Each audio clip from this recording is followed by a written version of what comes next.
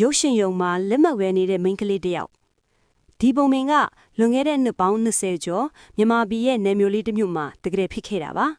အဲ့ဒီတုန်းကလျှက်စစ်မီးကခုလိုမမှန်သေးဘူးတမျိုးလုံးမောင်မဲနေတဲ့ညနေအချိန်ပေါ့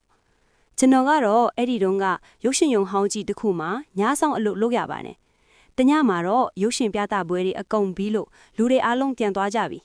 ရုံတကားတွေကိုပိတ်ဖို့အောက်ထပ်ကိုဆင်းလာတဲ့အချိန်မှာလက်မှတ်ဝယ်တဲ့ကောင်တာရှေ့မှာမင်းကလေးတယောက်ရက်နေတာကိုတွေ့လိုက်ရတယ်။သူ့ရဲ့ဝတ်စုံကဖြူဖွေးနေပြီးသပင်တွေကခါးအထိရှည်ကျနေတယ်။ကျွန်တော်ကညီမ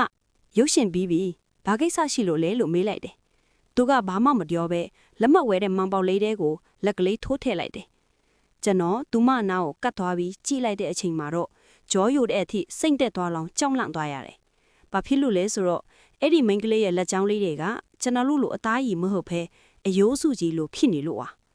သူကဖြည်းဖြည်းချင်းခေါင်းမော့ကြည့်လာတယ်သူ့မျက်နှာမှာမျက်လုံးမရှိဘူးဟောင်းလောင်းပေါက်ကြီးနှစ်ခုပဲရှိတယ်သူကတိုးတိုးလေးဖြောလိုက်တယ်ကျမလက်မှတ်ဝယ်လို့မရသေးဘူးတဲ့ကျွန်တော်ကြောက်လန့်တကြားနဲ့နောက်ကိုဆုပ်လိုက်တဲ့အချိန်မှာပဲအဲ့ဒီမိန်းကလေးဟာလေလဲကိုပျော်ဝင်ပြီးပျောက်ကွယ်သွားပါတော့တယ်နောက်မှတီးလိုက်ရတာက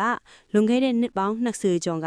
အဲ့ဒီရုပ်ရှင်ရုံမီးလောင်တုန်းကလက်မှတ်တန်းစီရင်တေဆုံးသွားခဲ့တဲ့မိန်းကလေးတယောက်ရှိခဲ့ဘူးတဲ့ဆိုတာပါပဲအခုထိလဲအဲ့ဒီရုပ်ရှင်ရုံဟောင်းကြီးနားကဖြတ်သွားရင်လက်မှတ်လေးတစ်စောင်ပေးပါဆိုတဲ့အတန်ကိုကြားရတတ်တယ်လို့မြို့ကန်တွေကပြောကြဆဲပါပဲ